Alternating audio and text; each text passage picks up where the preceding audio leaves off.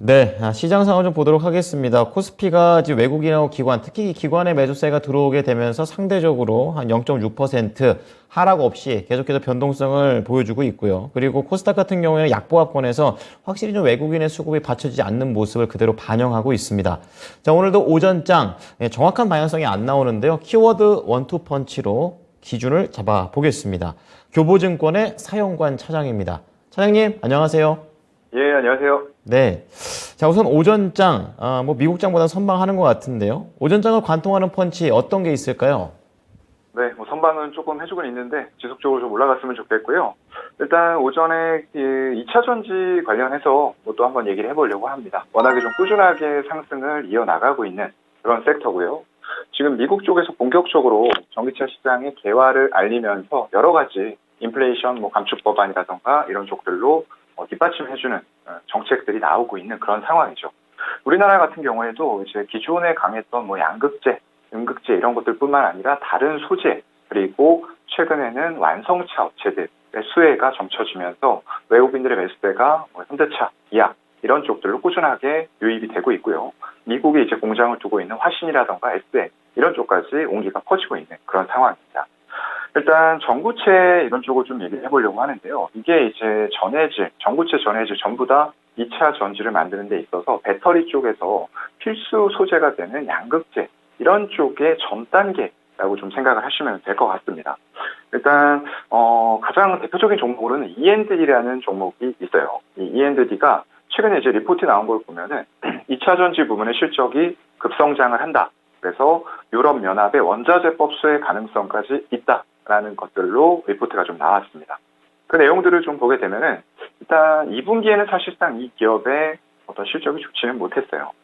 전분기, 전년 동기 대비했을 때 매출액이 33% 그리고 영업이익은 그보다 큰 38%가 감소한 수치를 보여줬는데요. 이건 아무래도 환경적인 부분에 있어서 환경과 관련된 기업은 같습니다. 이 환경부 예산이 축소가 되면서 촉매 저감 시스템 이런 쪽의 실적, 본업이었는데 부진했던 거죠. 그렇다 보니까 이 2차 전지인 것 같으면서도 2차 전지는 아닌, 하지만 환경적인 측면에서는 또 걸려있는 이런 애매한 좀 테마를 가지고 있었던 그런 기업이라고 볼 수가 있는데요. 하반기에는 이런 것들을 깨고 이제 실적이 좀 올라갈 수 있을 만한 모멘텀들을 충분히 갖추고 있다라고 보입니다. 작년에 일단 인수한 기련 ENC 쪽에서 실적이 상반기에 상당히 소폭밖에 반영이 안 됐어요. 그러다 보니까 하반기에 이연되면서 반영될 실적들이 굉장히 크다라는 부분이 있고요. 두 번째로는 이제 배출가스 규제하는 촉매 소재 업황이 점차적으로 또 개선이 될 것으로 보입니다. 어찌되었건 환경부 예산 이런 부분이 축소가 되긴 했지만 여전히 우리가 전기차 시장을 가기 위해서는 아직도 갈 길이 많습니다. 뭐 2030년이 돼도 채 전기 차량이 20%가 안 될 것으로 비중을 보고 있기 때문에 기존에 노후된 어떤 디젤차라든가 경유차 이런 것들에 대해서 법적인 부분들로 어떤 규제 그리고 그에 따르는 디테일한 정책들이 나와야 된다는 거죠. 그렇게 된다라고 봤을 때는 일단 국내 대표 냉난방 장치 하고 있는 가스 엔진 구동열 펌프 쪽을 하고 있어요. 이런 쪽들의 이제 업체 쪽으로 아무래도 저감 장치의 시범 부착 사업 이런 것들도 활발히 좀 이루어질 것으로 보이고 있습니다. 그런데다 이제 가장 중요한 거는 촉매 소재 매출 비중 확대가 될 것 같아요. 결국에 친환경이다 하면서 2차 전지의 밸류를 자꾸 붙이려고 했으나 그게 이제 실패가 됐던 거죠. 왜냐하면 본업이 그쪽이 매출에서 크게 나오지가 않는 상태였기 때문에 기존 본업까지 축소되는 과정에서 과연 이거 2차 전지 업체 맞냐라는 얘기들이 나왔던 건데요. 이게 일단은 지금 좀 상반기에 연 5천 톤 규모로 전구체 캐파 증설을 완료를 해놨습니다. 거기다가 하반기에 시험 가동하고 내년 1월부터는 풀캐파로 생산이 가능할 것 같아요. 그렇다고 하면 지금 현재 전구체의 단가가 킬로그램당 2만 원 정도 합니다. 단순히 이제 5천 톤을 풀캐파로 생산한다라고 곱해서 계산해 봤을 때 1,000억 정도의 매출이 2차 전지에서 발생이 되게 됩니다. 그렇다고 하면은 기존에 나가던 매출들, 사실 그렇게 매출이 큰 기업은 아닙니다. 그런 상태에서 2차 전지 관련된 매출이 크게 나온다라고 했을 때는 2차 전지의 밸류를 적용을 시킬 수 있는 그런 상태가 된다라는 게 되겠죠. 거기다 이제 덕산테코피아 같은 기업들도 있는데요. 8월 말부터 2차 전지 모멘텀 역시나 붙으면서 올라왔습니다. 원래는 이제 OLED 이런 쪽의 유기 재료 쪽을 하던 업체인데요. 디스플레이 산업 업황이 그렇게 좋지는 않아요. 중형도 그렇고 소형도 그렇고 대형단에서도 경기 침체라던가 러시아, 우크라이나 이런 사태 때문에 유럽 중심으로 형성됐었던 프리미엄, TV 수요나 이런 것들이 상당히 좀 죽어버렸습니다. 그래서 이런 것들이 이제 업황이 실질적으로 조금씩 개선되어 나가는 추세가 확인이 돼야 될 것 같고요.